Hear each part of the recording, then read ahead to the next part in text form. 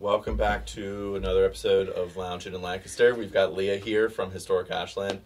Been meaning to have you on like way sooner. We had some scheduling issues, but glad that you could come in today. Especially like heading into the holiday season, heading into 2021. We kind of wanted to talk about what you do as an event coordinator, and you host a venue. You own a venue. I'll say I'm not an event coordinator. We'll go with it. Part of your you duties. own a wedding venue, which is extremely commendable, and you have an awesome story to tell on it. So we're excited to give our listeners a little bit about what it takes to own a venue, how you got started, and the whole nine. So let's jump right in. Historic Ashland, you guys opened in 2018. 2018. Yep. So officially opened May 2018. I actually opened, well, not opened, but started the business the year prior. So in 2017, I was actually, I don't know if I want to go on record saying this, but I will. I was working at my corporate job for like 6 months while building this business. Like I was working both jobs because, when you start your own thing, you're not making a salary and you still got to live. So it should be done. Yeah. Absolutely. And I had my parents to kind of guide me, and I had said to my parents, I don't know when I'm going to leave my job. Like, I just felt this immense, anxious about, is this what I should do? Like, what happens if this doesn't work out? Cause when you work at a job for a while, you put the time in, you put the rapport in, and you build your clientele. But anyway, I remember it was in May of 2017, and I woke up on a Sunday morning, and I literally sat there and I was like, I'm putting my 2 weeks in tomorrow. And I just had this immense amount of clarity, and I was like, I'm doing this. Yeah. Like, not staying here any longer. I don't even have permits yet, but we're doing this. So anyway, long and the short, I settled on Ashland in February of 2017. It was actually my mom and dad who found the place. So my dad is a home builder and my mom's a real estate agent. Perfect. Awesome. Yeah, they're They're an insane doing. partnership. But how the idea of the space kind of came about was at the end of 2016, I was finishing grad school, and my younger brother proposed to his now wife, and we were going out looking at venues, and they had just kind of said, they were like,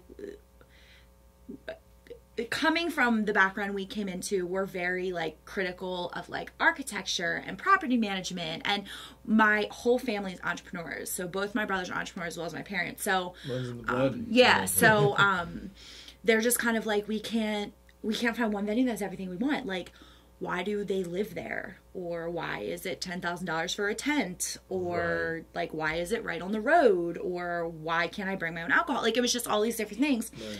And prior to that, I had been in weddings of my friends, but I really knew nothing. So I'm just like, I don't know. I guess that's how you do it. That's the industry. Yeah, it's whoever's place is making up the rules. Right, and I guess it's normal to live where you work. I don't know.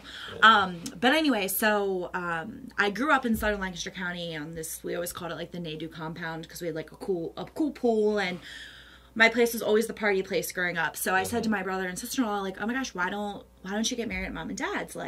It's private, it's sentimental. Nice. Well then, so at the beginning of 2017, I kind of got an inclination that my parents were they're all empty nesters now. My parents are empty nesters. So I kind of got a feeling from them that they were looking to sell the home. They are looking for, I don't think they have any plans to get out of their business, but I think, for lack of a better term, they were kind of looking for their exit plan and wanted, my dad always said, he's I'm at the age where I want to sit back and just collect my cash. I want an investment. Yeah. Mm-hmm. So they were actually the ones that approached me about this. They're like, hey, this is what we're going to do. We want to do this for Quinn and Beck, and we need you to quit your job and run it. And I'm like, what? I don't know anything. Okay. I'm just kind of I don't know anything, about this. Right.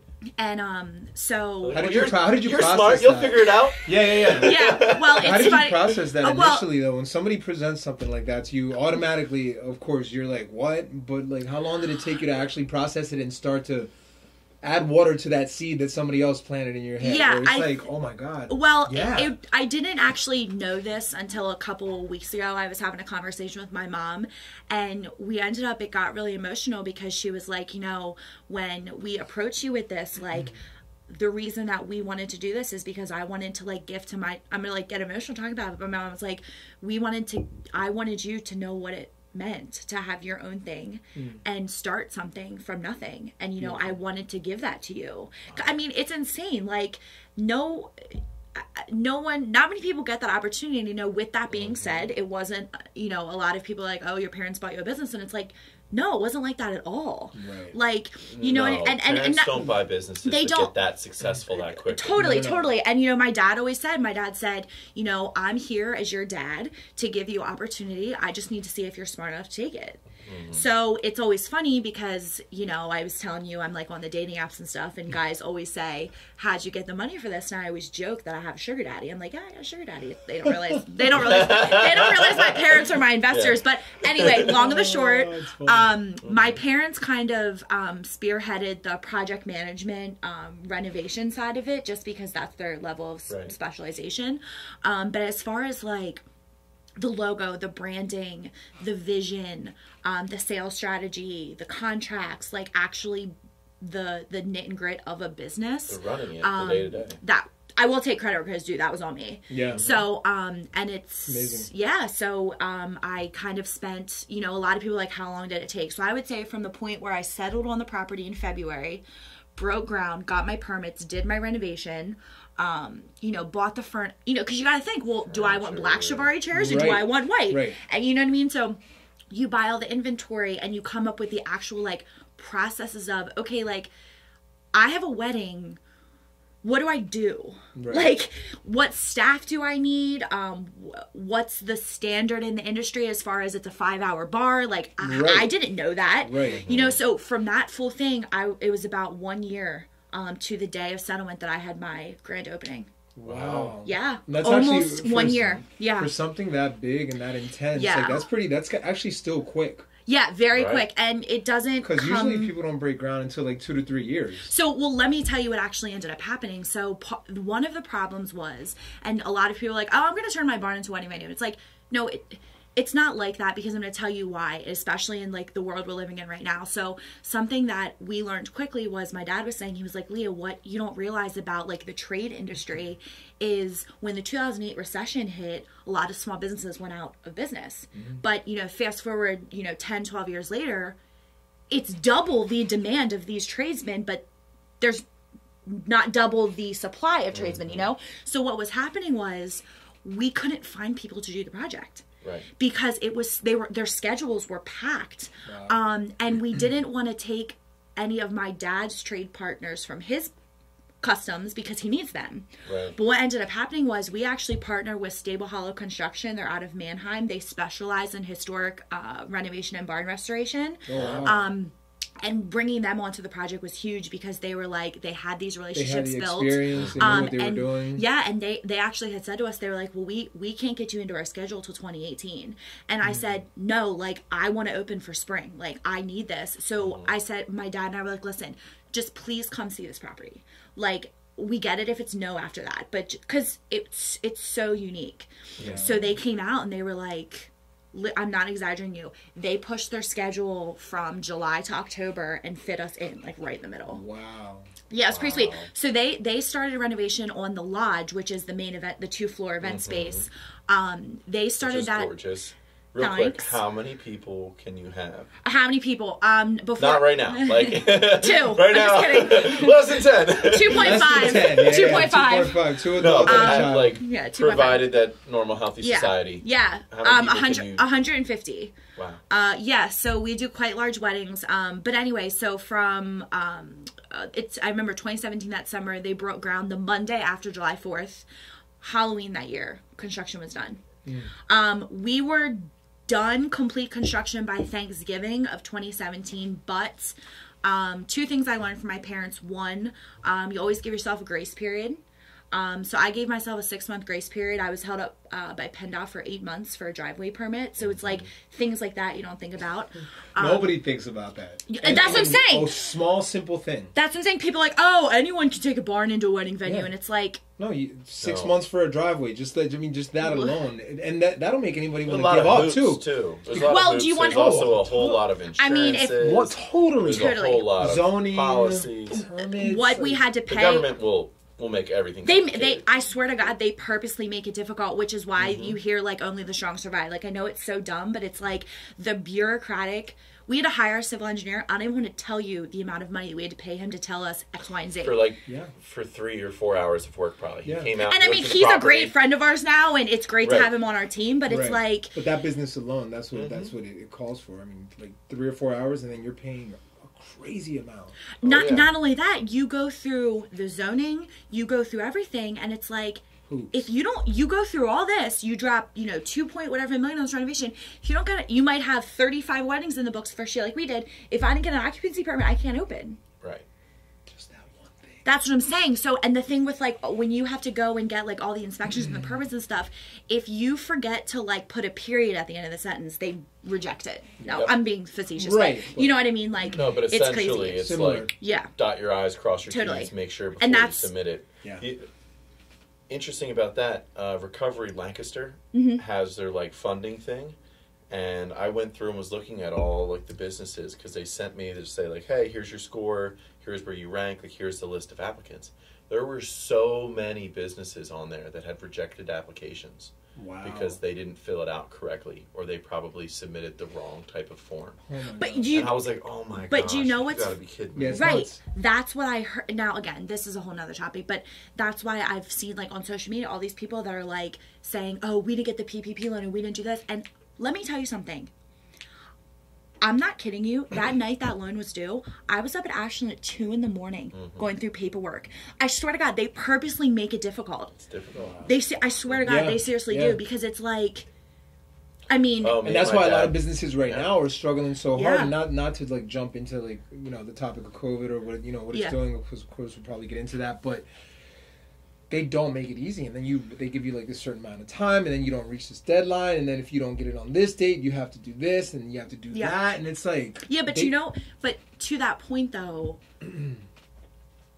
I've always kind of, like, one of the things I always tell myself, like, if you're, let's say, like, you're trying to be fit, or you're trying to open a business, you're trying to be rich, you're trying to be whatever, it's like, I always think about, excuse me. I didn't go. It's hard. It's hard. Tell me about it. What I'm saying is, to my point, is what I'm trying to say is, if it was easy, everybody would be skinny. Everybody would be successful. Everybody I would say be that rich. all the time. You know what I mean? Yeah. And it's like, you know what I'm saying? It's like, how do you do it? Must be nice. Must be nice. It's not nice. It's not fun. It's not, like, exciting and like glamorous. Like, you're getting, like, the highlights of certain things. You're only seeing. Okay, I remember last summer I dated someone. He was a teacher, and so he's off the summers. So we'd go to the country club. We sit by the pool. It's like a Tuesday. In the industry we take off Monday and Tuesdays. Yeah. I don't. I'm a little different. Okay. But that's the weekend. No, that's the weekend for the service and hospitality. Yeah. But anyway, point is, I don't really post a lot on my personal social because I'm a private person, but, I post if it's post-worthy, so I'll post something, and the number of people that be like, oh, must be nice not to have to work. No, it actually is nice, But I'm thinking to myself, like, when you were off all weekend, I worked 40 hours in 2 days. Yeah, like what's up with Saturday night? That's what I'm saying. Oh, must be nice. It must be nice. Must be nice. Must be nice to go to Sunday brunch. Yeah, I was in this industry for over 15 years, I'm telling you. And every Friday and Saturday. Holidays. New Year's Eve, like, yep. You don't take New Year's Eve off. Like, that's the one day you're definitely gonna be there. But Friday and Saturdays, 12 o'clock in the afternoon until like 1 o'clock in the morning, every single Friday and Saturday. So that's why you hear certain places like Sundays or Mondays. Yeah, it's like at like different places, like industry night. Today's service industry night, because like everybody that was busting their ass for the average person. The average person. It's our turn. You said it, not me. Now we... No, but it's funny you say that because I'm actually hiring at Ashland for next year because my production is so crazy. But anyway, this one girl, she asked me, do you work on holidays? I said, sis, I work whenever I get paid to work. Like, she goes, you would do wedding and Christmas? I said, of course I would. Yeah. I'm like, that's the point of being self-employed. Of course you can take times off, but it's like, if you're writing me a check, I'll work every day for 100 hours if you want. Like, do you know what I mean? It's the hustle. It's like, and that's why I told, like, we've talked about this before. I think that's what I don't know about you guys, but I think that's what makes, like, dating so hard for us is because it's like we don't work a normal schedule. We work evenings and weekends. Not at all. Yeah. So it's like,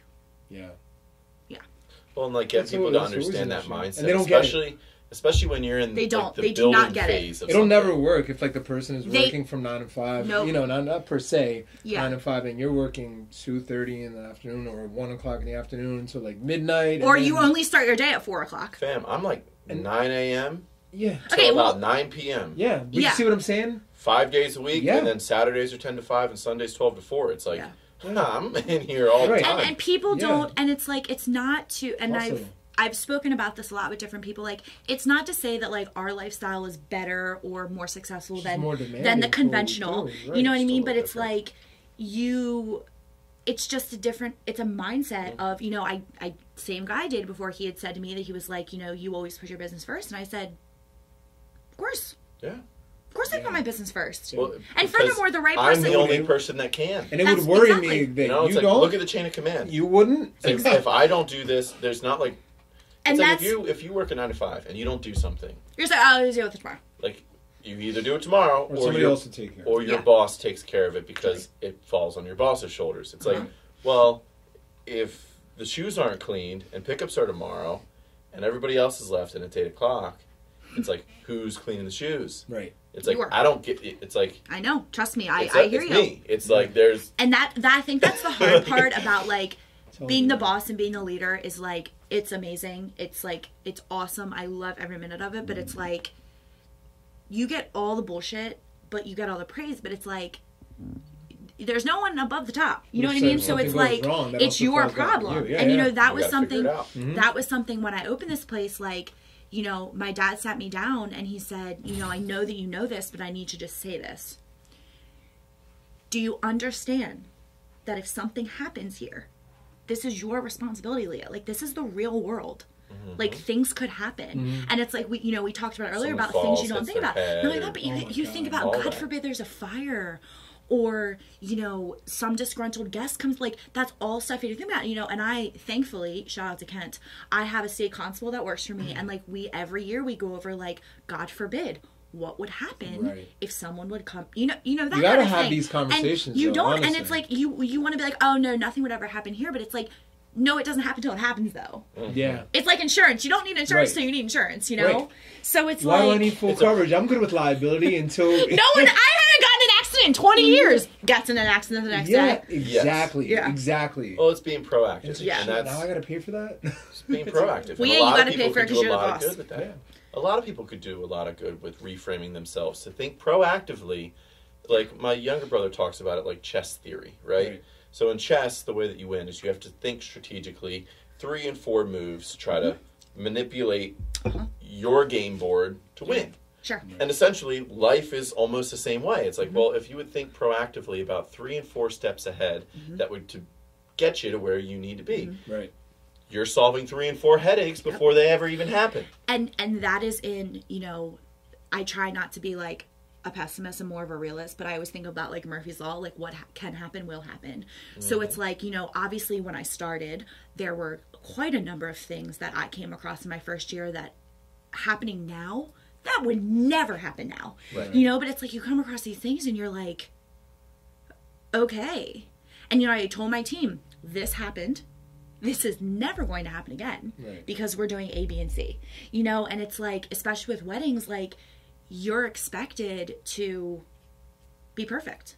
I mean, that's truly what it is. No, honestly. Yeah. And it's like, God forbid there's a stink bug on the wall. It's like you get a 1 star. And it's like, it's just, that was the most difficult challenge for me when I started this business. And like, I know you guys get it. Like, it's the internal challenge, I think. Like, opening a business and making it successful, like, I don't want to say it's easy, but like, it's not that it's science, but there's methodology. like microeconomics and all that stuff, like there's supply, like that basic economics, like tells you if you follow it, that's how you start a business. Competitive advantage, all that stuff. But for me, it was the personal struggle, because you have to think about like, you know, I turned 29 this year, and I sat back and I thought about like what I have sacrificed for the past 4 years. You know, I've sacrificed a lot, and it's like people always say like, you have the greatest life, and it's like, was it worth it? I don't know. Right. Because it's like, you think about everything I gave up, going on trips with friends, weekends, dating, all that good stuff. And then, you know, something happens at a wedding that you have no control over, and you get a bad review attacking you personally, and you weren't even there.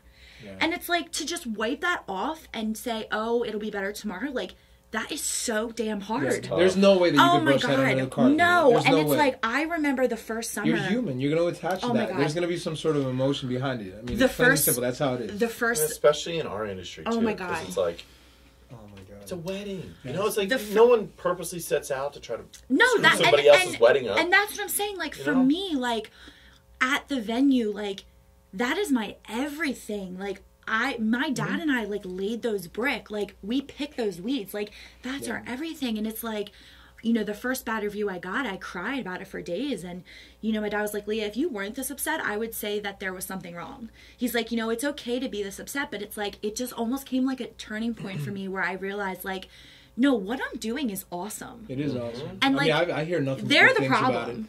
Right. You know? Yeah. So it's like, I think perspective is the biggest thing. It's like, you look at, I mean, for me, I'm a Starbucks girl. Like, you don't talk about Starbucks. There's half the world's population that hates Starbucks. You know what I mean? Oh, so it's I'm like, one of them. No, okay, but you know what I'm saying? It's like anything. Like, you know, I love this. I like Louis Vuitton. I like everything. But it's like, as much as I love and believe in something so much, like, there's someone that absolutely despises it, and it doesn't mean they're wrong or I'm right. It's like it's just perception. Yeah, someone told me and said, if you set out to please everyone in this business, you are going to fail. Yes. You are never going to make everyone happy, and if everybody likes you, you have a goddamn problem. I know. I read a lot. Trust me, I read a lot. That's why all these places with all these 5-star reviews. Come on. Yeah. You mean to tell me you never pissed anyone off? Right. Oh, yeah. I've always said that, man. If everybody that I knew liked me, I'd be like, what's wrong with me? Well, let me ask. I did a lot of research after the whole bit. Yeah. I hear you. Gotta change your mindset a little bit. You can't please everyone. That's like as niche and cliche as that sounds. I know, but I think as type A's, we want to. I know. Yeah. And we set out to, and that's not necessarily a bad thing. Yeah. It's just not a bad thing, but it's never gonna happen. In business is about managing expectations, and you know, I think that, you know, now that I've been in this going on my 4th season, like, everything is, especially a huge part into my team that works for me, like, everything is very buttoned up. And you know, my dad's I had my board of directors with my parents, and my dad said, you know what you did this year that you've never done anywhere is you've managed expectations. All my clients, and I feel the same way about them, we have such an amazing relationship because I am 100 with them. Yeah. Do you understand the bridal suite does not open until 10? So if you, like, I'm 100. Clarity, you gotta have that transparency. 100. He deals with it. No, especially in weddings. Especially in weddings. But it still affects you. That was the question that I was going to ask. Yeah. When you look at your bad reviews, can you typically point to, like, exactly the moment? 100%. Here's where you deviated from the plan I set in front of you. Okay. So but to be straight up with you, and I know exactly which examples you're talking about. But because I line them up to guys. I know you do. I'm like, I know you do. Here's the process. If you do this, and then you do this, and then you come here and do this, you're going to receive this. Right. And the thing is, and then when they don't follow that, when you booked me, I was 100 with you that you cannot serve shots at your wedding. Right. You serve shots at your wedding, and it happened. That's your problem. I followed my contract. Right. And so you're pissed off that I took your fireball away? Yeah. I don't know what to tell you. No wedding venue is going to let you take shots at your wedding. Oh, man. Yeah, and then if you're not allowed to serve shots, you have no business putting fireball on your menu. But what I'm saying, right, exactly. But what I'm saying is, but we love it. But we love it. Do you love it in Coke? Do you like it? Because if you don't love it in Coke, don't put it on your. But what I'm saying is, it's like I mix it with rum chata and ice. Ice doesn't make it a shot, right? Yeah. Just kidding. But something for me though is like, that's my thing. Like, I try to say to people, where was I not clear? Because this was the timeline that you approved. And it says the bar closes at this time. And you said, okay. well, we thought blah, blah, blah. Honey, I can't read your mind. Like, I'm good, but I'm not that good. So it's like, my job, and I tell all my clients this, my job is to ensure that you have a safe and successful wedding. That's my job. Mm-hmm. And if there's anything that deviates from that, I'm a client advocate. I'm going to say something. If I see someone take a shot, I just kind of keep it moving. But you understand, Brian, like, there becomes a point where it's like, okay, like, Yep. So, but yeah, I mean, to your point, it's like I don't even want to hear you anymore. Just here, man. Well, there's I have a few bad reviews, and to answer your question, yes, you will never forget, because you know why? You will never make that same mistake again. Right. And my dad, the first bad review, my dad said to me, Leah, you are never going to grow, and you are never going to learn if everything goes perfect every wedding. And to this day, my dad said, if that would have never happened to you the first year, you would have never realized you needed security. You needed this. You needed that. And it's like... It's fine-tuning. I think I just was... I don't want to say fortunate and luck. Well, it makes you better, and people are willing to pay for things that they... Like, if you promise them this, and they get it, they'll pay for it. Yep. Totally. You know, so it's like you don't that know level of know. communication. Totally. That level of communication is what makes people really good at what they do. Totally. When I do tours, that's what, when the parents come, that's the first thing I say. Is this the wedding of both your families? Because you don't know what you don't know. Right. And that's part of what I do at Ashland. Is I kind of, the venue is stunning and beautiful and everyone loves it, but it's like what makes it special, I think, is the process, the service, the the intel, all of that. But I don't really believe in luck. Like, I'm not one of those people, but I feel like I was lucky in a sense that I learned really fast. Yeah. Like, I feel like I've learned in a year what takes people 5 years in this business to learn. But I think it's because I was on the front lines. I was 100%. At every single wedding the 100%. Entire time. That's the only way you're really extremely dependable. Like, anybody that can just jump in the way that you did and run something as successful as you've been, thanks. Like, just a tremendous round of applause. Thanks. It's extremely difficult, and what we're kind of, it may seem like a little bit of a vent, but it's a learning process that all entrepreneurs will face. Anytime that they're trying to start a business, you're going to learn exactly, like, the first time that you get, like, messed over on a deal, you're going to learn immediately, like, can't do that one. Yep. Or, like, the first time that, like, you overpromise something, it's like, realize Trust that's a bad idea. Even down to, like just the smallest things, man. Down to, like, the linens, down to, like, should I take a deposit for this wedding? Totally.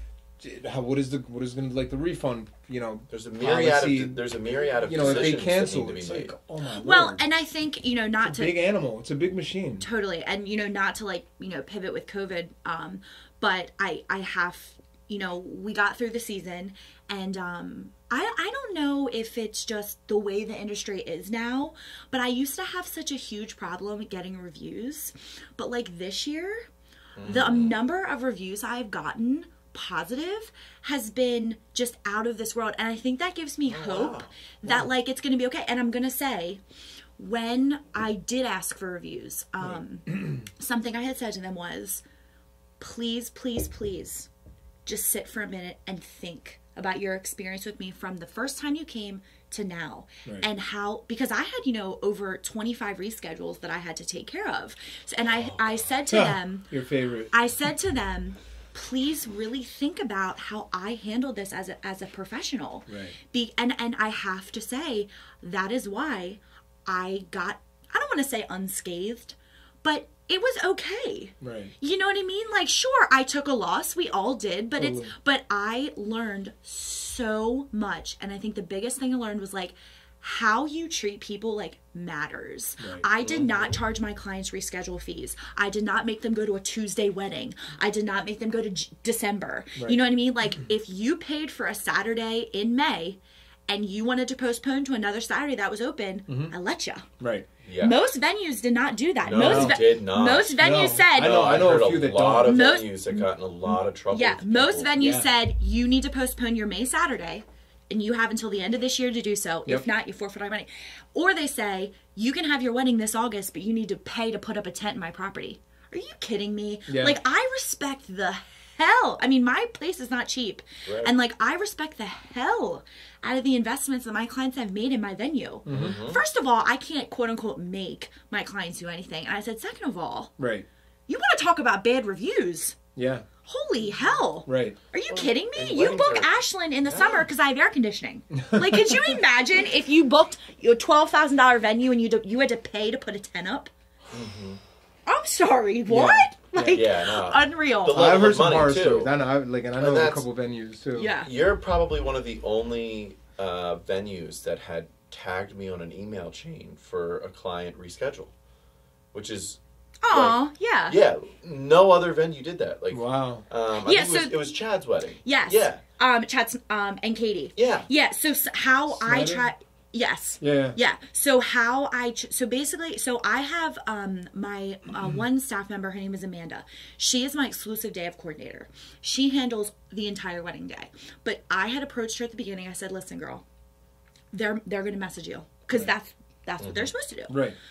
Just to take some of that off of me. Yeah. But I said, please direct all COVID affected couples to me directly, because what I don't want to happen is I don't want us to be, because we're not in contact all the time. We promise the same day to the same couple and it happens. Right. So I said to my couples, I feel like I can't help you. So at least it's not always okay, but sometimes like we have, we all have personal relationships. Like we have personal relationships. So it's like, if I need an answer from you, I'm just going to DM you real fast. Right. Whereas with a client, it's not the same thing. So I had said to my couples, please give me your vendor list. Give me 3 dates that you'd be open, and I will take care of that legwork for you, and I will have an answer for you by the end of the day. Right. Because we got to move fast. Right. And that's kind of, I felt like, the only way that I could help them. Because it's like, I mean, I was fine. Like, it sucked, of course, but it was okay. Right. But I think it's a huge part in, like, how I treated them. Yeah. I said Well, that's huge. You're the only one. I promise you. You're the only one that was able to look at a vendor list and be like, well, let me make sure that they also know that this is when it's changing. Yeah. And it helps me, too, as a vendor that's like, oh, well, it's really great to know that one... Because in your schedule, you probably already had in mind that you were going to do this wedding on this certain day, so you want to get the the outfits ready. And I knew that the bride and groom were going to tell me, but it's also great just kind of knowing that, like, everybody else in the industry knows that, like, I'm a part of their day as well. Totally. Yeah. And especially as the menswear guys. One of the biggest parts. Yeah, but we feel like we get left out. Wow. We are the very last puzzle piece of every wedding. It's like the girl goes and gets her dress. Right. Then they get the venue. Or they'll probably get the venue. She'll get her dress. They'll get the photographer. They'll get the videographer. Yeah. They'll get the flowers. They'll get the catering, the cake. They'll get everything. And then the dude's just like, a lot of guys will walk in like 2 months before and just like slap something together. I know. So right? true. So it's like true. kind of nice. Like, it's kind of nice, like, for the first time feeling like, all right, well, I now have a whole bunch of clientele that, like, actively, like, care about this portion of... For sure. Right. The event versus just like, oh, yeah, slap a suit on him. But I think... Up to the altar, drunky. Right. And I think... right. But I think that's another huge proponent of this industry. And the girls that I'm interviewing for our jobs, like, the number... It's very clear to me, right off the bat, when I work with a vendor for the first time, they're not a team player. You can tell immediately right off the bat. And it's like, how do you ever expect to get anywhere in this business when you suck at working with other people? And I hate to be like, Chris, especially the wedding. Damn. Yeah. But it's like, I hate to be Chris. They're already you're already under a microscope with them. You 100% are under a microscope. And it's almost mind-blowing to me. And I said this to a client I just spoke with, especially now with how this industry is. I need you to answer your phone. Okay? If you are, working for one of my clients with a wedding and we're trying to reschedule, I need you to email me back. Right. Like, professional courtesy, 24 to 40 hours. I understand that. But if it's a full week and then you tell me, oh, sorry, I'm working from home and I'm not checking my voicemail. I'm sorry, what? Yeah. Like, especially with what's going on right now. Right. Like, and so it's just constantly changing too. Yeah. I mean, I could go on, but it's just like, I think it just comes down to like professionalism. Yeah. And it's like, especially in this close-knit community that we live in with the industry, it's so competitive that, especially for me, like, spread like wildfire too. Here's my thing. how you treat your clients, that's not my business. But how you treat me at my venue is. And when you're negative to me and you suck at working in a team with me, that's a problem. Well, no. You know, like... It's a problem. I think you want to put your best foot forward because you understand the level of not only production that I do, but the type of client that I have, totally. you know? Yeah. Well, especially because you guys put out preferred vendors and you guys recommend totally. people. So true. like, well, if I do a really bad job for the groom and they show up to the wedding, You were a preferred vendor as well, so that also Right. reflects. that reflects a little bit, but then also groom's in a bad mood. Yep. Because something went wrong that he's Okay, so upset from with, now on, right? when the grooms are pissed at me, be like, it was probably that damn Donovan. Donovan's fault. You can blame it all on me. You could bring but your then- fireball. But then, I'm sorry, where'd you get that from? No, but then think about the for us especially, think about the chain of that. Groom's upset. He maybe doesn't perform to the level of satisfaction for the bride because he's in a bad mood. So now the bride's upset, which means it's going to reflect poorly upon the vendor. Totally, 100%. You're going to get Could not agree down more. the river from the vendors. And, Could not agree more. We're all part of the same team, putting the same performance on. Could not agree more. It's like we need to act accordingly. Right. Could not agree more. And you know, maybe this is something that we can discuss off camera, but something that, you know, I'm with my coordinator. She emails like caterer, all the vendors who are coming on site the day of the wedding. Here is the master timeline. Right. Please review it and reply to me that you've read it and what time you're coming. Yeah. And they still are late. And I try to say to them, hair and makeup, do you understand hair and makeup, when you are late, that pushes the entire day off. All of it. Because you wanted to stop and get Starbucks. Right. Like, do you know what I mean? It's just like that. And it goes back to the fact that, like, if you are not a team player, like, you can't work in this industry. Right. It's just like, I remember one of the first styled shoots I ever did. It was after the one we did. It was like in 2018 before I opened. And I lied. It was right after ours in 2017. I lied. And working with, you know, a bunch of people, and it was someone that one of the vendors had brought. And, you know, I'm carrying a bunch of stuff. Like, obviously there's a lot going on. And I said to the assistant, I said, hey, girl, could you grab blah, blah, blah for me? It was like a bunch of Florida stuff. She goes, oh, that's not my job. And I turned around and I looked at her and I said, can I talk to you real fast for a second? I said, I don't ever want to hear that ever again. Ever. I don't ever want to hear that again, because you want to know how many things I do that aren't my job? Right. Like right now, for example. Like having this conversation is not something that I want to do. It's like it's just...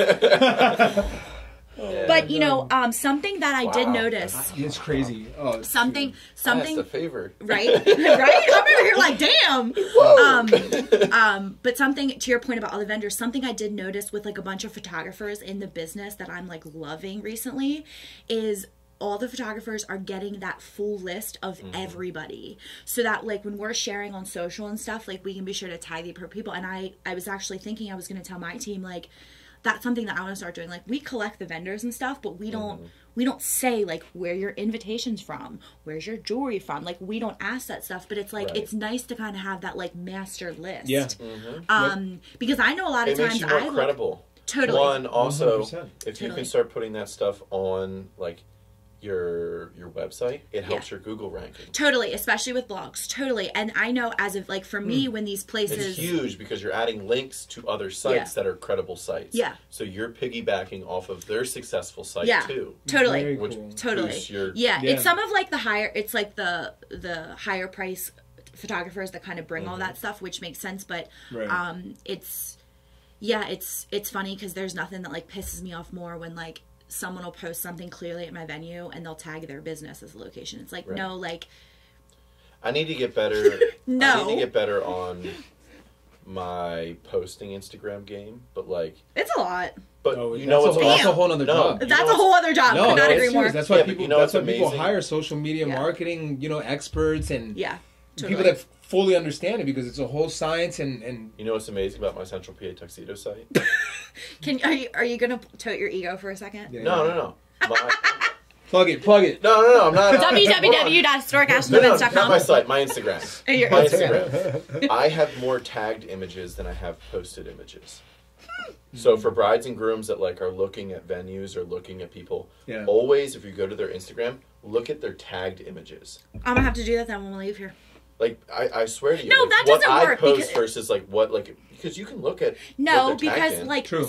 no, because people tag the venue in photos that have nothing to do with the venue. Okay, They just want me to see venues it. maybe a little bit different. No one's really We need tagging to just like a talk suit about that for... though. Like, why do Yeah, people yeah. do that? Well, Yeah, tag. that's true. Like, tag me in venue pictures that In aren't their my selfie. venue. Because it's because they want me to look at their content. They're like, look what you could have had. That's what I You think could every have. time. You could have That's had what I us. think. But they did. That's what I think about every time when like people tag like. It's like, yo, you Other- throwing shots, man? Like, What I'm saying is, I don't hire photographers like the clients do. You know, so it's like I don't know if they're trying to just like get me to. I don't know. untag yourself. What do you mean? Damn, you're petty. Yeah. Just, That- like I've done it. I'll show you off the You're camera. upset that the bride and groom tag you in their No, photos? no. Or you're upset with like, the like selfie? no, like, no. So let's say a photographer will post a picture at some At a other separate venue. and They'll tag a her. bunch of venues in it. Oh. Yeah, Yeah. I'll show it to them when we get off. Oh yeah, that's goofy. Yeah. People don't really do that to me. If they tag me in it, Like, they're that's like wearing if my I suit. tag you and I'm like, I see this other suit line and I'm like, yo, this is amazing. And then I tag DRS Menswear. Totally, you'd be it's like, like, look what? look what you're not doing. Ah. Do you understand? It's like, yo, your Okay. shit. I Yeah. never understood it ever. Your shit's like, not up to this, but if like any- your stuff's good. Your stuff's good. With Okay, DRS maybe we is, should. it's amazing. Maybe we should actually. ask, I'm like, just saying, anyone- I love. Yeah. Anyone that listens to this podcast, can someone shed some light on that, please? Yeah, why do you do that? That would be like me posting a Throwing picture of my shade, dog man. and I tag your business in it. Like, it's so irrelevant. Yeah. Like, it has nothing. I don't know. Anyway, I digress. Yeah. Instagram, that's a whole nother. But Just one of that's those a- things. that's a- shots fired, man. That's not even just like on the story. No, I'm not throwing shots. I didn't mention anything. That's a No, whole no, no. post. No, I'm saying what others are doing. That's a whole Oh. square. No, it is. Is it a whole I'll show you when we square? get off camera. But something, but back on topic. Something that's been hard with me is giving up control, and something I will never give up control of is the social media, because I feel like when you are building a business, pain, I know, but I feel. But hear me out though. I feel when you're building a business and a brand, I have a certain tone. And stop, like I respond like, thanks girl, like what's up girl? Like if some rando was running my social, like they wouldn't know my language and my tone and my energy. Like so here's a what- mini-me. so here, I no. have one. She's my sister. Her name's Leah Nadu, but No, and that's, no, that's, you know Leah Nadu. yeah, but that's great. But what Hey, I'm saying Leah. is, if you were to have somebody like that would take care of all the social media, Okay. like in the posts and like the small blogs and whatnot, Yeah. but you have access to the account as well, and let them know, like, look, you don't respond to any of the messages, I will take care of that, just to eliminate 75% of what you that's would true. do, and then like I will be the one that will directly answer comments Yeah. and messages. You take care of the rest. Okay. Do you know what I mean? But see, I think I also have a hard time with that because like, do you know how Let go. I know, but do you think with like, you know how Instagram you can like schedule posts? I don't do that because I post real stuff. Like if I'm feeling a certain way, I'll pick content that, you know what I mean? So that's why as much as I like loathe it, I low-key don't loathe it because it's a personal. But you can still have access to it. Like I also don't like people in my business. So it's like, I don't want to share my passwords with people. Like, you got my crew. Yeah. yeah. Yeah, I'm also someone, I use the same password for everything. So do I. Yeah. Do you I can't have a... remember all that. So do No. I. I can't remember more than one password. do Are you you- I'm kidding like, me? what if I you- forget my password for where my passwords are? Okay, but let me tell I you have something. like, what's annoying is when an account like forces you To change the to password. change it. So now I have like 4 that I And then like, Donovan. I got and then, go-to. wait, Yeah, that Donovan. one, Yo, and we then probably you should be saying this. listen, Like, then you push forgot password. You put in what you thought it was. Or use this password. yeah. No. Like user already. The like, new Yeah, update, what you the did new before. update on the MacBooks. If you have a commonly used password when you log in, it pops up and says, "This is a similar password for other sites. Would you like to change your password now?" No. Yes. I'm like, no. Yes. the Oh new yeah, MacBook. that's right. It does. Yeah. Did you update your MacBook to the new? There's like a new Yeah, software. mine is like my finger. No. I got like. Oh, the- I don't have that thing. That's like rich people thing. I don't Yeah, have that. yeah, I don't yeah. know about that. Yeah. Must be nice. No. Must be nice. No, yeah, but I work a lot. I work for what I got. I hustle every damn day. I'm off Mondays. I can't. I'm off. I'm off Sunday nights. Yeah. So if you see me out Mondays grabbing are the best lunch, day to have off. Oh my god, Mondays are the best day to have off. yo, By honestly, it far. is. Sundays By far. and Mondays too. I kind of liked my schedule for the longest time because I was Monday, Tuesday off. Yeah. So my work Tuesday's week- awesome to have off too. Some Work of the week best. would start Wednesday, by Friday night, you're like, all right, well, that's only 3 days of work. Saturday was 10 to 5. It's like, well, you get done at 5. Yeah. Still have your night. You still have the night. Yeah. And then Sunday's 12 to 4. Mm-hmm. You still have your night to do all that drinking you do. Yeah. Yeah. That you do. That you do. That's my demo. Kidding. Oh, Okay, funny. moving on. Yeah. Some of the best experiences that I've had. Just kidding. Yeah, Donovan has me drinking beer. I never drink beer. I'm like a wine vodka soda girl. I should have brought some rosé or something. I should have brought Waltz's rosé. Yeah, their rosés. I've never had. Is that the one? What's the one at the mall? The mall? The wine store at the mall. Oh, Nestle. Oh, that's out Nestle. of Elizabethtown. Oh, Yeah. me likey. Yeah, it's pretty good. Me likey. We gotta get you on Waltz. Okay. Yeah, Waltz is like amazing. winning awards. Where's in Waltz? PA. They're out of It's in Mannheim. Is right? it dry, more dry or more sweet? They have They've got a bunch. They have a good Chardonnay called. Can someone have him Line, send me some Cabernet? Old Line Chardonnay? Just kidding. Yeah. Yeah, it's called Old Line Yeah. Chardonnay. Join their wine club. It's like 3 bottles a quarter. You can get started with that, or you could do 12 bottles, depending on how much A you week. like. A week. Every Friday. I'm not gonna lie. When I came back from Greece, Oh, I for was God's drinking sakes. I was drinking 6 bottles a week. Yeah, because How do you stay so? Well, you're a guy. I say if I drink 6 bottles of wine a week, I don't think that would. Yeah, that's how I feel. I'd be. I know. I'd be like Yeah. I don't know, bloated it's from all the damn crazy. Jules sugar. has like a ridiculous like metabolism too, man. It's obnoxious. How old too. are you, by the way? 28. Okay. Yeah, we're like the same age. You're getting up there, Donovan. I know. Nah, you always give me a hard time. So. No, the other day I got out of bed and I was like, damn, it hurt. Yeah. Someone get Donovan a foam roller for Christmas. Yeah. No, those are actually fun. I love those. I'm telling you, I use them every single morning. I should. I'm too damn lazy. Oh, I wanted to talk about like a little bit about COVID here and going into 2021. Okay. So like this past year, obviously you've had so many reschedules. Okay. I've been on the receiving end of them. Yeah. We kind of understand like where that's going. What do you see happening in 2021? Are you still booking consistently, or are Yes. brides and grooms fairly nervous? So I was just talking about this yesterday. 2021 is going to be my busiest season yet. Wow. To be expected, but when I looked at my numbers, I'm at almost 60 weddings for next year. Wow. Between April and December. That's amazing. Now I'm open all year round, which is super nice. But anyway, only 9 of those 60 are reschedules from this year.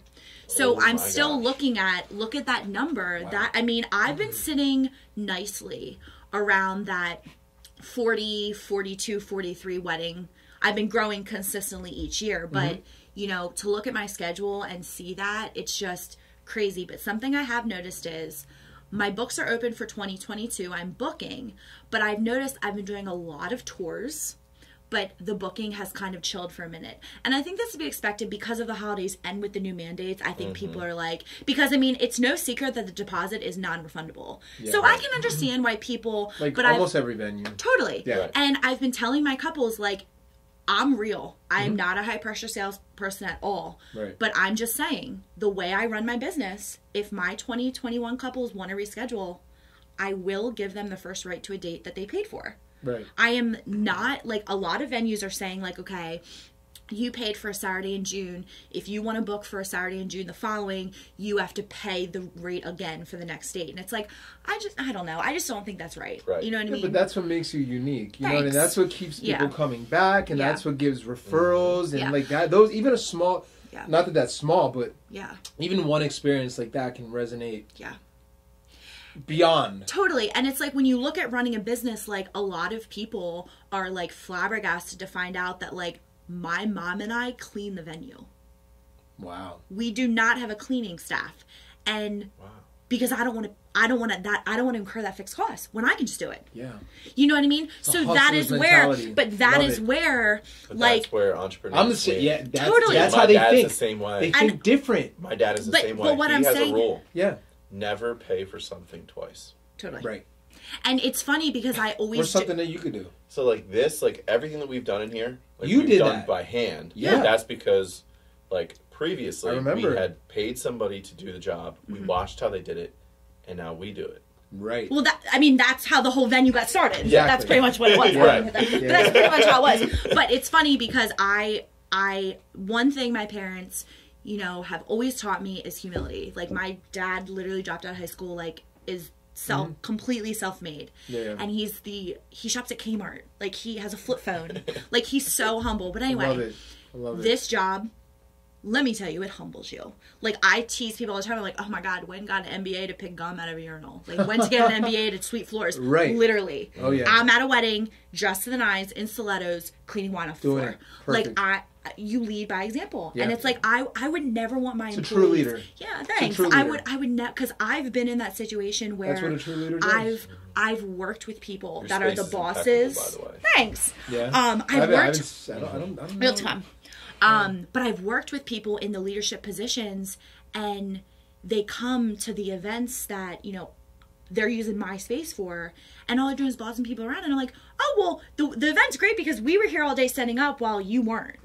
You know, and it's like, I would never want my employees to be like, oh, all Leah does is give us the shitty stuff and she takes credit for everything. And it's like, I would never want that. But it's like, this business, like, it humbles you. But my point is, when you look at the reschedules and you're like, oh my God, as a business, like, I can't afford to give these for free, essentially. Right.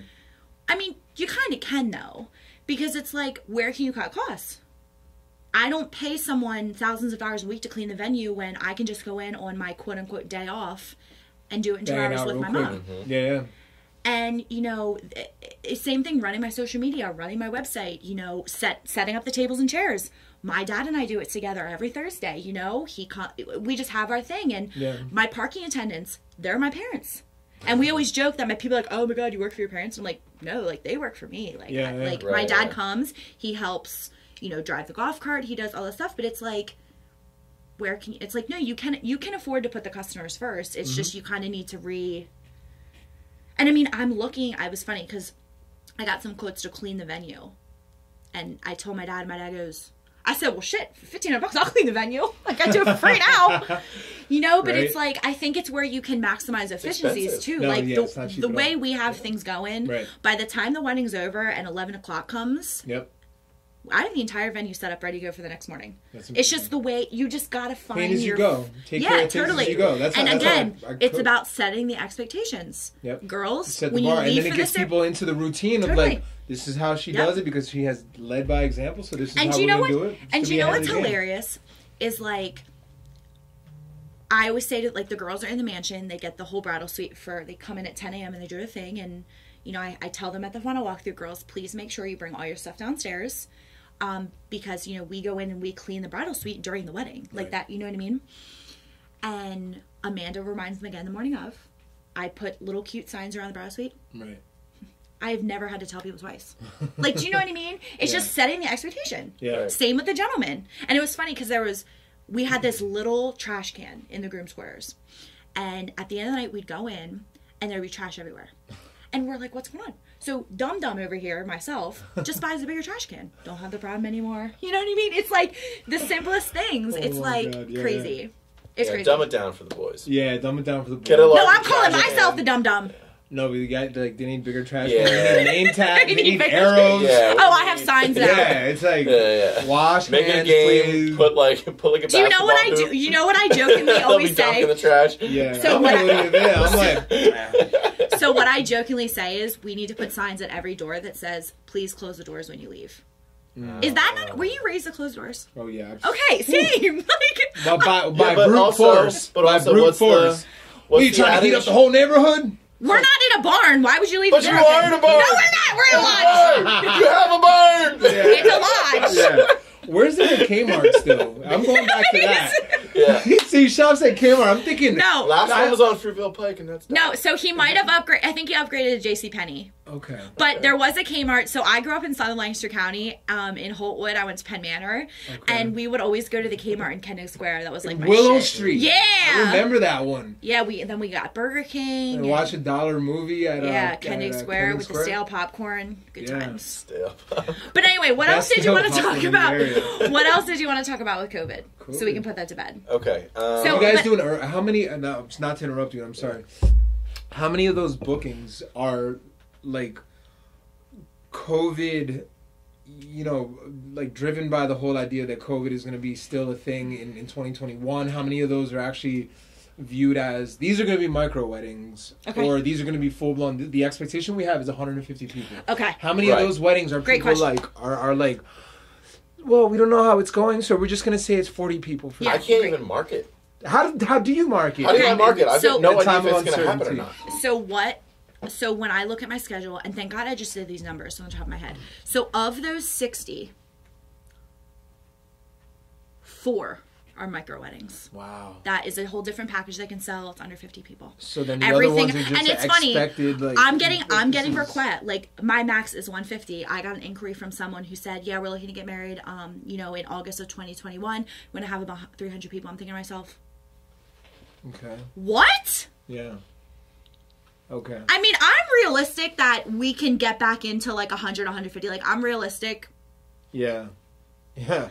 I'm realistic that we can get there and we'll Right. have our regular weddings. But 300 people? Wow. Wowzers. Yeah. Well, I don't know. I just Pfizer's got a vaccine, maybe. Like, Who's if that? you feel I don't know who you're talking about. Who's that? Pfizer's the medical company. They've got the vaccine. I I thought know, that I was know. GlaxoSmithKline. I'm just kidding.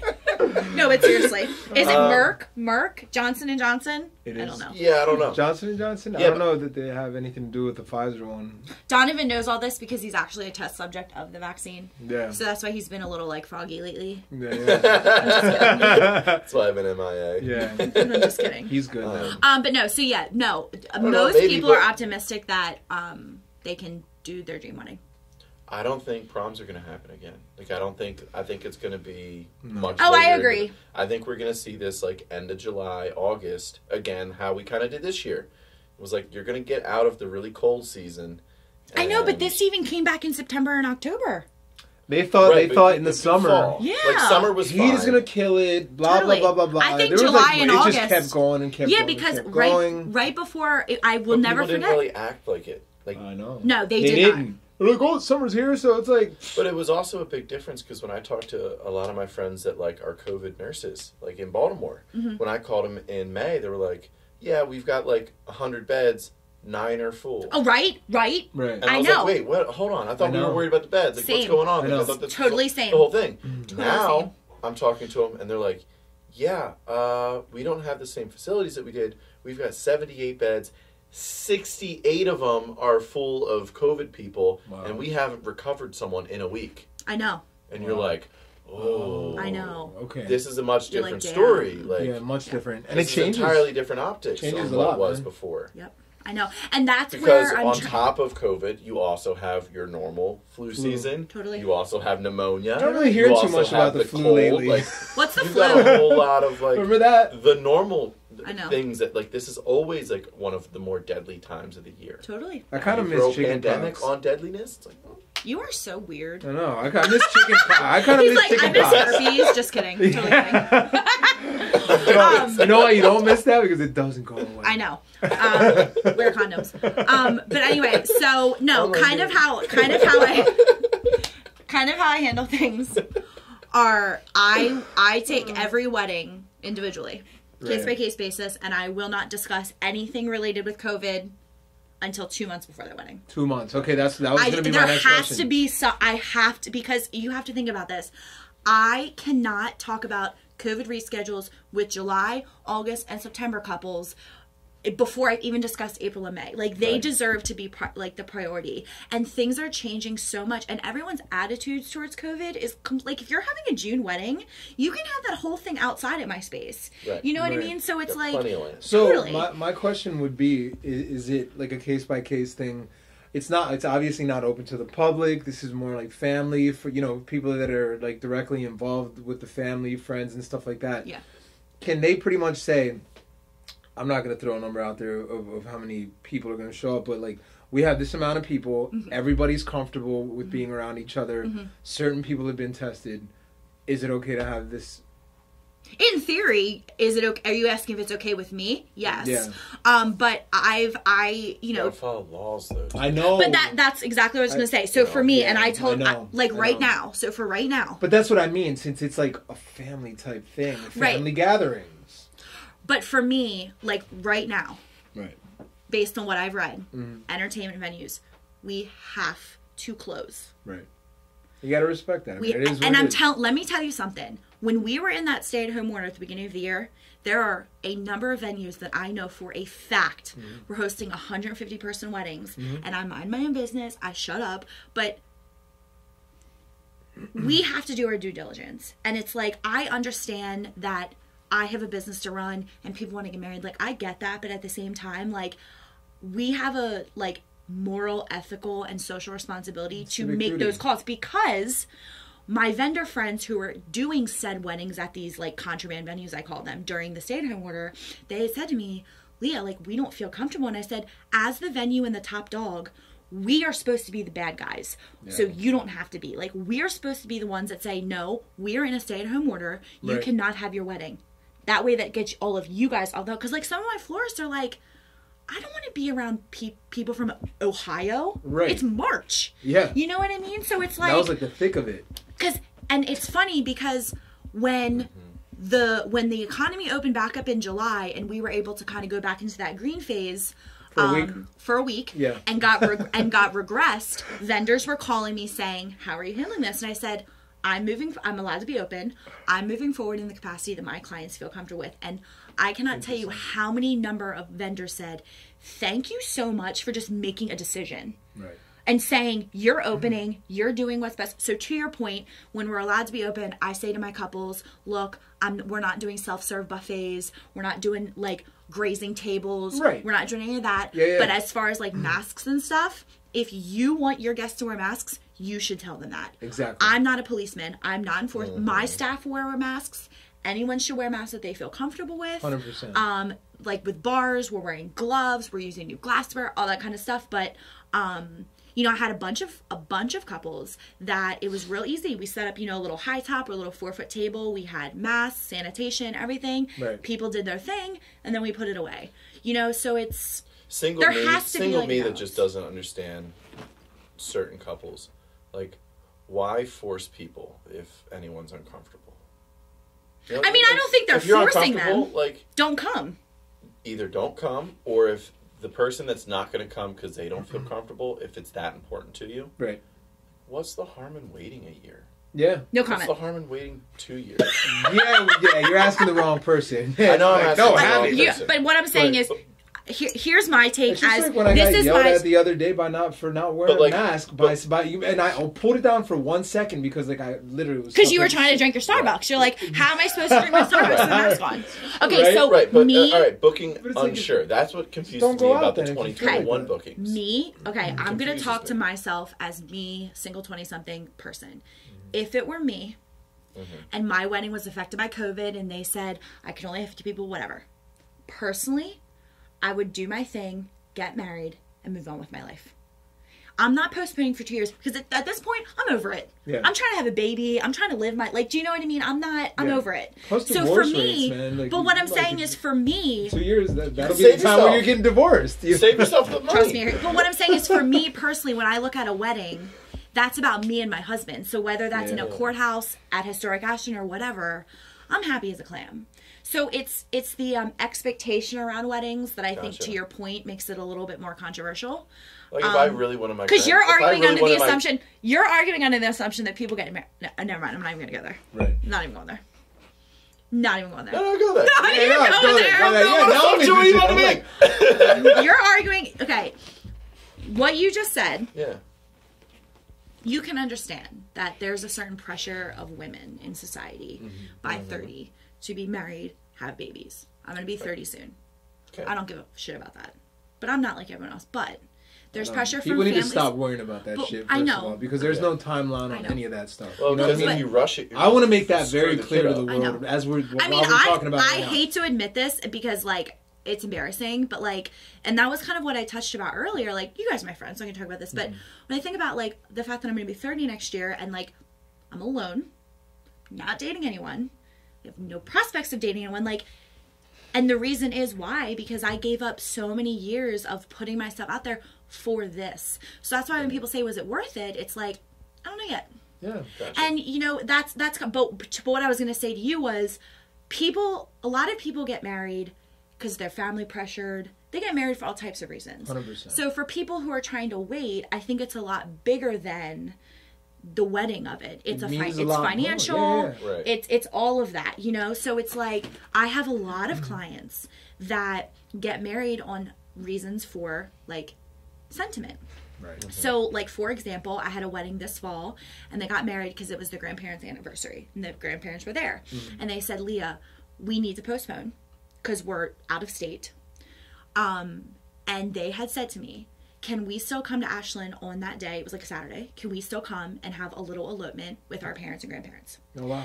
And I said, now for my current clients, I said, yeah, no problem. You know, just because I never thought, and I thought, oh my God, they think the venue is that special to them that, like, It's amazing. of course. So then I started doing that for free for my couples because then they're going to postpone it a year. So it's like, I was cool with that. But it was something that I then turned into a business idea because I started selling elopement packages. Right. And I did, like, a lot of those. That a girl. You know what I mean? So, and it wasn't until my client said, Like, come Ashland, here small and then have a big party later. the way I sell it Well, is, that's perfect. it would be the same thing if you went to the courthouse. Yeah. Come in here. It's the exact same thing. It's just a different aesthetic. But it was funny because it didn't even dawn on me until love my that because that doesn't cut me out. that's what I'm saying. Agreed. But that's what I'm saying, though. Twice. Yeah, totally. Hell yeah. Totally. No, but we offer love I give grooms, if they're going to do something small, I Yeah. still give the groom his free suit, even though all the other groomsmen are Totally. guilty. But Oh, what wow. I'm saying is you have to think Right, of, like, hey, take it for the week. Next year, when Yeah, you do yeah. the big thing, bring me your groomsmen. Totally. And that's Super where smart. it's looking at the big picture because you have to think about it for me. So, like, that's obviously a Saturday. I can't have it. Like, I'm not going to sell it. It's a month away. Right. I could be off. Mm-hmm. But instead, I'm going to come here for an hour or two, produce this little elopement, make them happy, You're looking and I at the move on bigger with my day. picture, though. And I did that for free. Yeah. You know, but I think that's why my clients are so awesome. And COVID was, of course, devastating for me personally, but, like, from a business, it's not always bad to think about a new way to do things. And I think that's kind of what COVID, and I think that's why only the strong are going to survive. Because I think these businesses that are not adapting and coming up with new business strategies, they're going to fail. You It's have not to because reinvent yourself. Totally. And you have to figure out what your purpose is and turning a negative into, like, it's adaptation, right? If you don't adapt to the circumstances, you don't know the direction that you're going to go in because the complacency part of life keeps you there. Mm-hmm. So then when things change around you and you don't change, you're left behind. But that's why I left my corporate job, and I hear this so many times from, like, my 20-something Because friends. that's a very comfortable I pillow. left my corporate job because I said I know how to do this better and cheaper, and the men, you know, because it's a boys' club out there, Yes. they won't listen to me, and it's like, well, screw Damn you. boys club. You know I know, what I hate it. No, but Bastards. but I actually, when we were in the stay-at-home order at the beginning of the year, I couldn't meet with couples for tours, so I did Facetime Tours, and I booked 10 clients Wow. who That's awesome. never, like, I had clients that live in St. Kitts Island, Wow. booked Ashland. That's I really get cool. them on FaceTime. Yeah. I go to the end of the driveway, like, so they could see if they were driving here what they look like.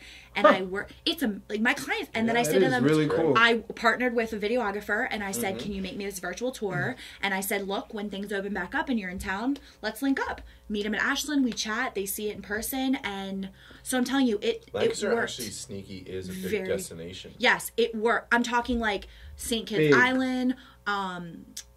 Where's Like it? the Midwest. St. Kitts is down south. She is up here now. Okay.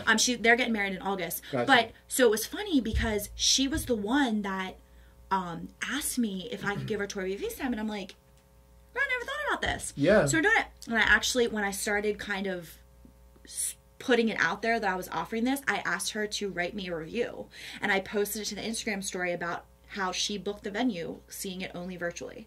Wow. You know, so it's like I took that was and I like- kind of just like ran with it, and Of course. it's something. Brilliant. It's like taking sales to kind of like a whole other, you know, level. And you know, I think when people can kind of put like the face to I saw on Facebook today, I'm a part of a lot of venue groups, and they said, have you ever booked a venue without doing a tour? And I'm thinking to myself, I don't think I've never booked a venue without. I would never let them book the venue without seeing the space. Yeah. Right. You know what I mean? Like, I'm Right. not here. I understand people work freaking hard for their money. Totally. So it's like, I'm not here trying to hustle people. It's like, if you wanted to book my venue without seeing it, I'd think it's like a scam. Right. You know, because it's like, what? Yeah. Think about how many venues you know that look online amazing, and then you go to them in person and you're like, okay, this website has not been updated for 20 years. Like, that's like finding a car on Craigslist and just giving them your account information over the phone. Like, yeah, I'll be there next week. It's like people that get catfished. Like, you deserve it. Sorry. Moving on. No, that's very true. It is awesome. True. But anyway, is it anything else about COVID that you want to talk about? No, I think that pretty much touches it. You know, right now we're just kind of in it's that a tough time, man, for everybody. We're not really sure how much marketing dollars we spend because we don't even know. I hear you. There's action time. Like, you know, like you have a year in advance to book people. Sure. I have like a 3-month window. This is true. Right? So my sales funnel is a much different timeline. So it's like, well, how much money am I pushing into marketing to my May weddings? Are those May weddings even going to happen? And now am I losing more costs? The amount of weddings that we've set up and then postponement costs that we've had, like we're losing money by some of these postponements. But that's something that I wish people, and I spoke about this over the stay at home, I wish, and my client, I've never had this problem with clients, but I hear about it from other vendors, like when we talk about the concept of refunds. Me personally, I understand that you paid whatever you paid for the venue and you haven't had your wedding. I understand that. But you understand that cost of the venue is not just on the day of the wedding. That's the 800 times that you call me in a month. That's when you want to bring the Brady Bunch out every month to see the venue. The 50 million questions. Do you know what I mean? Like there's costs that are associated. That's what I'm saying. And it's like when you think about like, you know, your wedding is in July. I have to treat my grass in spring, so it looks like there's so many. So that's why, to be honest with you, like. And I'm sure we're gonna communicate with each other 50 to 100 times until your wedding. Which I don't mind. This is fine, which is fine, but it's part of the process. And it's like you know, I actually spoke with my attorney about this because it came up once, and he said, Leah, I want you to, for me, write down every single thing you have done for this client, everything, because there is a quantifiable equity that is associated with that. And it's like what that looks like for everyone is different. But it's just like, that's why I wish, like, and again, my couples are awesome, so they get it, but it's like there is some cancellation costs that clients should expect in any industry. You know, whether that's 500 or 1,000 or whatever that looks like, but it's like, you know, unfortunately a pandemic does not elect force majeure in a contract. It does not.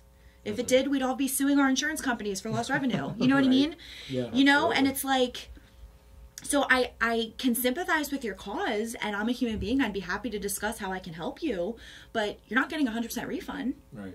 Like, to expect that is, I now held 2 dates for you. Right. And I had a local florist of mine.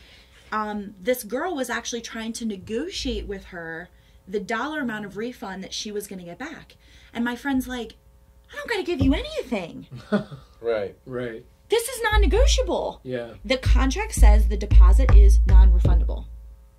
You run any risk with a business going at it. Like, I've gotten a few people that have said, well, we're booking for 2022. How do we know you're still going to be in business? And I say to them, well, you know, sir, with all due respect, you could say that about anything. Right. How do you know the mortgage? How do you know mortgage? You've got a better chance. But what I'm saying is, how do you know the mortgages aren't going to crash again and you're going to be at your house? You know what I mean? It's like, no, you're right. It's just, I feel like, in a way, it's made people more vigilant in their expectations, but on the flip side, it's almost made it worse. Yeah. You know, because it's like, yeah. Well, yeah, because we're also in that online era too, where it's like, you know, you can throw something out there bad and it's going to get a lot more reviews than if you threw something out there good.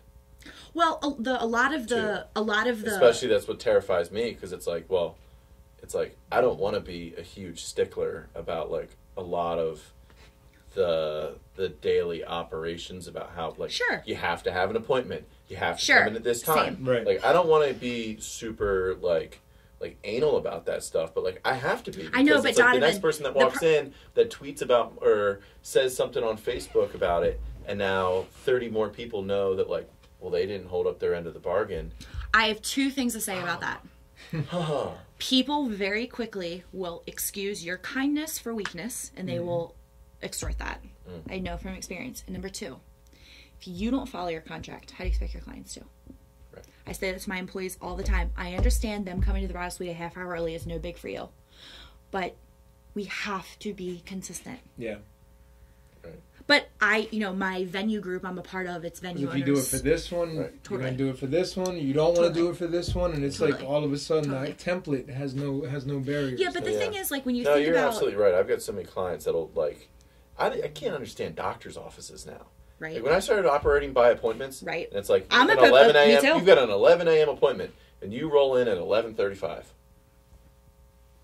I mean, so that Yeah. happens to you. What do you say? Because for me, I say, unfortunately, we are only open by appointment, so we're going to need to reschedule because I have a 12. Yeah. Right. I mean, it very rarely happens, but about the whole like. Or this is going to be a really quick tour. Right. Well, I try to Me push too. them- You're right. try to I push actually them say, through. could you go to lunch and maybe come back? That's usually what I do. Yeah. But the thing is, I've heard from a lot of like fellow venue owners that I know across the country. They write, our client is saying if we don't give a refund, they're going to write a bad review. And I literally write every time. Let's be straight up. If a client writes a bad review about you, saying that you followed your contract by not giving them a refund, is that really a bad review? Like, I would be like, okay. Yeah. Like, Yeah. I just don't, it's something that I learned very quickly is we cannot run our business because we're afraid to piss people off. And it's so hard because you want to Yeah. be accommodating, but wanna it's be like funny. same There's thing only with so me. much you Like, can do before you take out of, now take away from yourself. do you send like, appointment reminders? No, I don't. Okay. Because they call in over the phone. Okay. Like I I started don't have because a full system on that. you're here. Right. I'm not there. So it's Right. like I go for an appointment. Mm-hmm. Okay. Yeah. Yeah, so I'm here day to day. They call in, and it's like I put them on the calendar. So you do not take walk-ins anymore. If there's no one on the calendar, Yeah, I get and that. someone just shows up at I'm the the door, same way. I'm like, all right, hey, just come in. Let's I get get this the stuff whole- done. But like, Yeah. I get It's the whole, hey, definitely we saw your appointments. car in the Right. driveway. Like, okay, but I'm trying to do payroll. Yeah. yeah, like I'm not just chilling. I is look that like how people shit. venue shop? Yeah. No comment. Whoa. No, it's not. I'm it's, learning a lot about our industry that Yeah, I don't think I it's, knew. see, and a lot of people say to me, Leah, why do you not live there? It's so gorgeous. And I'm just like, Could you imagine? could you imagine? Yeah, no. Oh, Yeah. I you remember would end up hating it. Yeah. right after I my want to still be able to like coming here. Totally. Well, it was funny at the end of September, right after my birthday, I had like, I legit, how sometimes like we hold it, it's just too much, you just freak out. Yeah. I had a mental breakdown, and I said to my mom, I'm like, I can never just have one day that I come to my office and I work interrupted. Right. It's knocking on the door. It's, hey, we saw your car. It's this, it's that. And it's like, it is just, it's boundaries. And it's just, it's too much sometimes. Yeah. And it's like, I always try to be accommodating. Okay. Always. It's like your parents. It's like We your, just it's got- like your parents. We will talk about that off the record because it's like your there's parents. something happened a couple days ago that I called my dad. I said, Dad, I always wanted the venue to be like very like regal. Right. The mansion, like Secret Garden. Yeah. totally like That's I one don't of want to my say favorite I don't movies. want to say like presidential, but good like just movie. kind of like shut up. I don't know what you're talking about. Is it a Harry You've never Potter? seen The Secret Garden? No. Oh man. Watch that movie. Is that like a Disney thing? No, it's not. Okay. It's like a real old school. Yeah. Yeah. Pretty good. But no, I think, I the girl, wanna I think put- the girl has like polio or something. Yeah. And she always goes out to the garden. And there's like a secret garden. It's pretty amazing. I haven't watched it in a long time. It's one of my. Like, I think remember the watching it as a Princess kid a lot. Princess Bride is like a staple. Watch of mine. Secret Garden. Is it on Netflix? Well, that's a good topic. What are you binge watching? It might be on VHS. Are you binge watching? Yeah, maybe Tubi. It's called Oh my god, Tubi. that's like Good Burger with Good Burger VHS? It was orange. The VHS was orange. Yeah. Oh, simpler times back Oh then. my. Those were I think simpler there's times. companies now that you can take your VHSs to, and they'll turn them into like DVDs. Dude, that's My dad- They used to sell those machines at Walmart. Do you know what I Really? bought my Yeah. It would burn it over? 100%. I bought my no dad a way. DVD Yeah. player for Christmas because he doesn't have one. I said, we're Wait, on wait, wait. streaming now. You have a GD movie projector theater room in your house, but Right. you don't own a DVD player. That's that humble. That's that humility, man. That's that So humility. I bought him a DVD player for Christmas. Yeah. He actually wanted another burner phone from This Walmart. Christmas or last Christmas? No, this Christmas. Like just He's not gonna watch this. Shit. Oh. Oh shit. No, he won't. Nah. He will watch it, but it's okay. Yeah. She's kidding. Get it back up. Just kidding. I got him another burner phone. Yeah. But Always. but no, it's yeah, Jesus. Good job. Spoiling Christmas. Yeah. Well, he actually told me so I told you he has a flip phone, and he always laughs because he goes to Walmart and they all, like, all the drug dealers have the burner phones, and he goes up to the front and they go, "How many you want?" My dad goes, "One." Yeah. Like, just one. Yeah. You just want one? My dad goes, "Yeah, it's just one. Yeah. One flip phone for now." I need 3 of them phones. Yeah. Oh shit! But anyway, My dad used to be the same way too. Although I think right now he really likes the fantasy football, like. Yeah. but my dad apps has an on his phone iPad. and stuff. Oh. But for some reason, he just does. I think, you know how, like, in jeans, when they have the little mini pockets, he likes they can, like, fit in there. My dad always used to have the side holster. Oh, I told my dad about that. Holster He that said phone. no. He won't use a With holster. the leather pouch. Just Dude, slips Doug in. was I a had one, classic man. I'm just dad. gonna keep it real. You know what I mean? Like blue jeans, Yeah. New Balance with the side holster. Yes. phone. Wait, can we just pause on the I New Balance? My dad used to wear Air Force Ones. Yeah. We're hand-me-downs from my older brother. That's Yeah. awesome. Swag. Yeah. Heavy. I have him. Looks I like have a him. pant. Like a boot cut? Like a straight Cargo. Like an old, no, not cargo. No? Like Old Navy jeans. Got Now it. he wears Skechers. Sketch. Like the slip-ins. Yeah. Oh yeah. Good arch support. I'm trying to get him to Crocs, but he won't move to Crocs. I bought a pair of Skechers last year. And I was just trying to condition myself because I'm getting there. How old are you? Whoa. Next subject. COVID. So Back to COVID. COVID. I know. I didn't sign a disclosure. Yeah, we've touched on a lot tonight. Yeah, I was gonna say, is there Yeah. anything else that we should talk about? You know, I think this has been a great pod. You know, I think, especially, you know, bringing you in, I wanted to really detail, like, what it takes to just, like... A lot. Like, just But I think, taking a leap of faith and starting a business. and I Unbelievable. hate, like, I'm loathing myself right now, the fact that I'm even gonna go here, but, like, again, I'm not one of those people that, like, I'm not like a follower of feminism. Like, I was just taught as a child that, like, if I failed at anything, it wasn't because I was a girl or because I wasn't old. Like, it's just, I simply didn't have whatever it was. Like, my parents Your never personal responsibility. yeah, exactly. My parents never taught us to kind of, like, look at why we failed because we're, like, do you know what I mean? So anyway, my point is, you always hear and you read about, like, women in business and how it's different than a man. Right. I'm here to say it honestly is. Yeah. And it's like, I hate to even go there, Right. but it's like, it is. And it wasn't until I experienced it myself that I was just like, What industry were you in before you left? oh. I worked for Clipper. Okay. I worked in sales, in marketing. That's a Okay. female job. You know what I mean? Gotcha, But gotcha. it's simple things like, Because I was going to say, most of the wedding industry is women. let me rephrase, Or owning a dudes boss, that owning a like business, owning a business as a female, any business. Because, for example, I will never forget the very first day. Shout out to my dude Martine. No. The very first day, there was construction and the whole Amish crew was here. Yeah. And the one guy said, "Oh, the boss is here," to me. And I started laughing. And the one guy goes, "No, she's not the boss. It's her dad." And my dad goes, "Oh, no, she's the boss." And the guy goes, "Like, girls aren't bosses." Oh. You know, so it's like, it's not, and it was sheer ignorance. Like, he Yeah. wasn't trying to be an asshole. Yeah, he wasn't, yeah.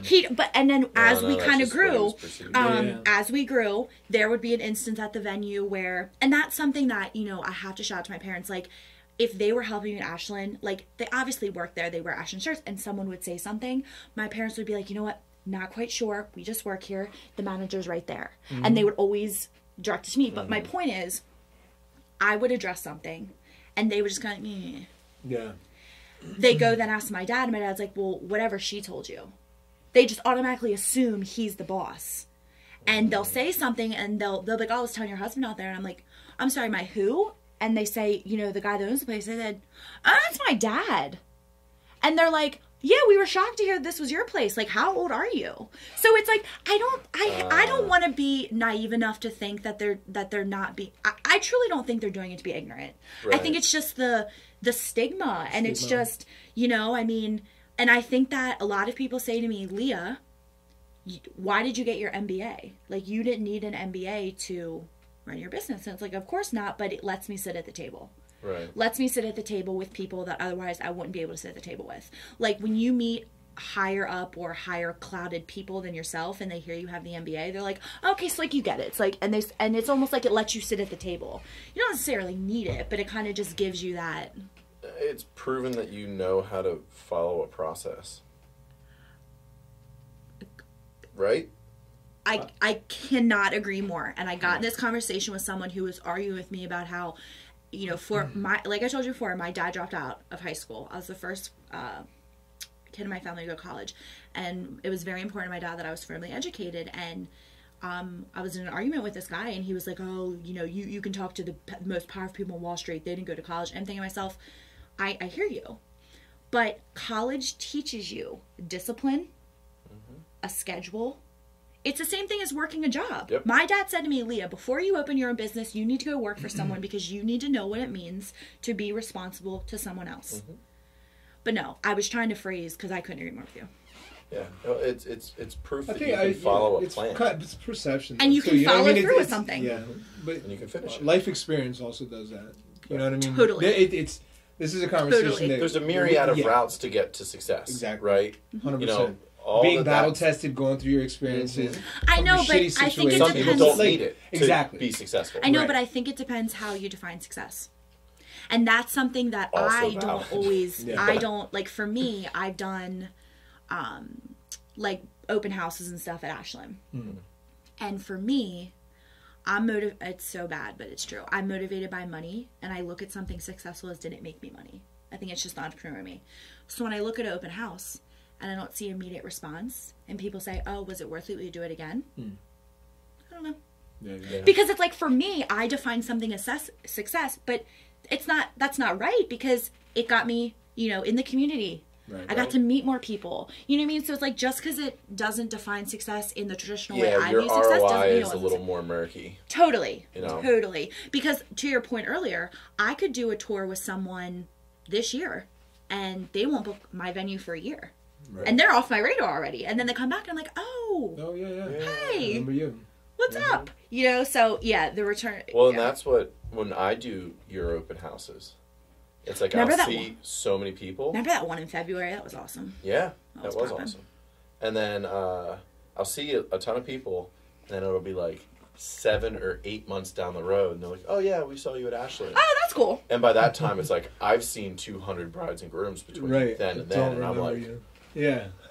Yeah, that's right. Yeah, Ashland, that was it. And I'm trying to pick up like where we left off in conversation. Yeah. But I think that's what makes you and me and us, and I think that's what the younger generation kind of brings differently to kind of this industry, is we remember that. And, you know, my clients always say to me, you know, we picked here because, well, they don't tell me, they tell my vendors who tell me. Right. They say, why'd you pick Ashland? And a lot of people are like, oh, we picked it because like we loved Leah. And I don't think so. Like, I still to this day do not believe that.